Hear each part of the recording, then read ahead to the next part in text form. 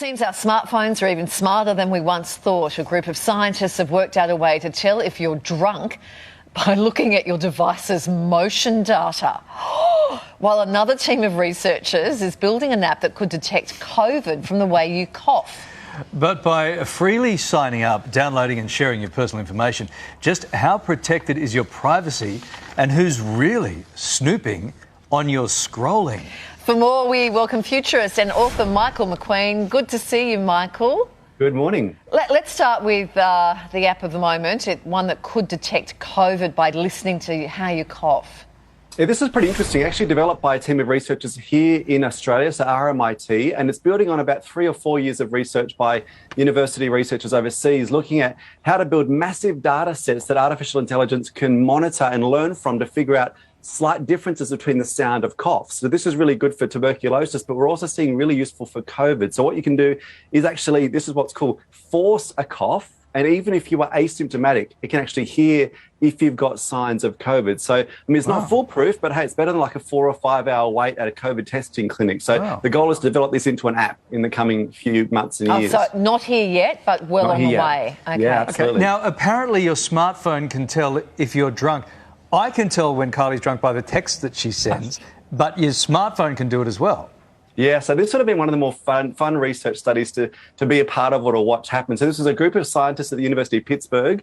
They got a whole group of people in a lab and basically got them drunk. So varying levels of intoxication, and then monitored the motion sensors in their phones to see as their movement changed as they got drunk, how accurate that was as an indication of intoxication. So they were 93% accurate, which would be great for if a venue's trying to figure out whether they should let people into like the pub or the restaurant, but even like for all of us who, can I drive? Am I safe to drive? Being able to monitor that and get a real-time sensor, that would be really cool.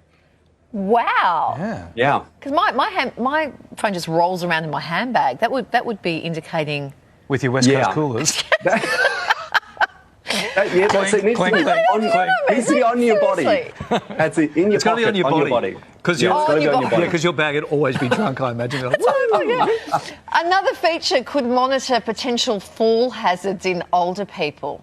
Yeah, this is designed to keep people upright for a different reason. So this is actually similar technology, like the motion sensing technology. And this was announced recently by Apple with their most recent iOS update. So it's part of the health app, which is on most iPhones, and people will be familiar with that. And it's a biomarker called walking steadiness. And what it'll do is actually monitor whether there's slight changes in the way you're moving or walking, because that's often early indications you might need some additional support and are at risk of tripping or having a fall. So this is cool for anyone who's got family members who are elderly or frail that they're caring for. But from a health perspective, it's going to be really interesting to watch. Same detection method as the drunk one, I suspect. Correct. Yeah. Now, moving on, a Chinese company is set to introduce facial recognition to detect minors gaming at night, right? Yeah, should confirm this is like not the underground minors, is the under 18 minors. But what's interesting, so this actually only launched last Tuesday, and it was launched by Tencent, which is one of the big gaming platforms and technology platforms and apps in China. And what it was brought in to do was to basically make legislation that came through in 2019 workable. So this legislation back in 2019 was that if you're under 18, you are not allowed legally to be on video games from 10 p.m. until 8 a.m., which is sort of hard to police or to surveil. So what these do is use facial recognition to monitor who's on the app, who's gaming, and if you're under 18 or identifies you, it bumps you off the app. Wow, that's a great idea. I get your point that people would find a way around it, but it's a good idea. Can we touch on privacy and safety? Aussie researchers who analysed more than 20,000 free apps found that 88% could access and potentially share your personal data. Gee, this is concerning.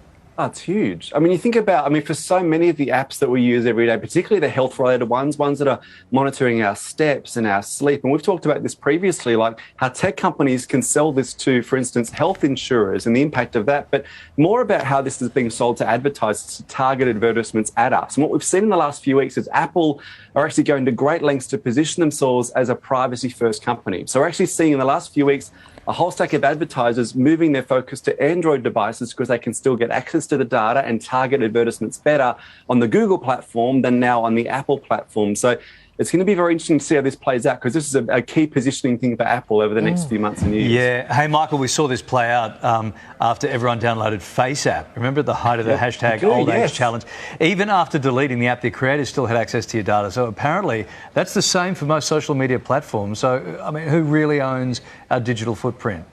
I mean, the short answer is the people that develop the technology. Yeah, and in fact, there's an adage, a saying in the technology world, that if you don't pay for the product, you are the product. In other words, if you download a free app, for instance, you may not have paid any money for that app and for using it. What you've paid with is the data that you provide. That's where the value exchange occurs.